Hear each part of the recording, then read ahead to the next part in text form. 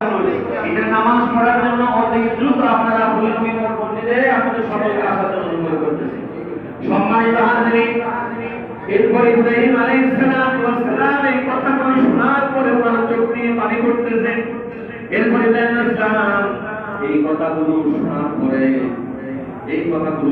পরে তিনি চুমু খেলেন এবং ইসমাইলকে চুমু খেলেন এবং অশ্রুপূর্ণ আনন্দে তাকে পেতে দিলেন।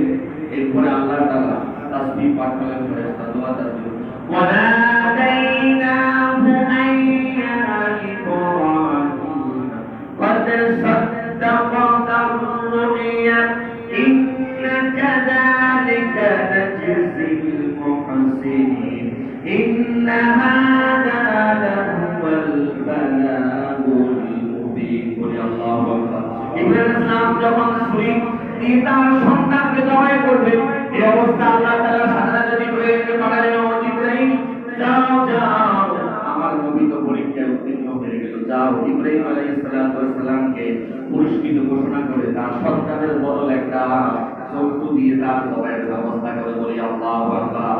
তখন জিবরাইল চিন্তা করলেন তাড়াতাড়ি যাওয়ার আগে, আমি যাওয়ার আগে যদি জবাই করে দেয় তাহলে আমি তাড়াতাড়ি যাই। এখন জিবরাইল ইসলাম একটা শব্দ বললেন, যে শব্দটা আমরা তাকবীর বলি, আল্লাহু আকবার আল্লাহু আকবার লা ইলাহা ইল্লাল্লাহ আল্লাহু আকবার আল্লাহু আকবার ওয়ালিল্লাহিল হামদ। তখন জিবরাইল বলল আল্লাহু আকবার আল্লাহু আকবার। এই আল্লাহু আকবার আল্লাহু আকবার জিবরাইল বলেছেন। এরপরে ইব্রাহিম আলাইহিস সালাম বলেছেন লা ইলাহা ইল্লাল্লাহু আল্লাহু আকবার।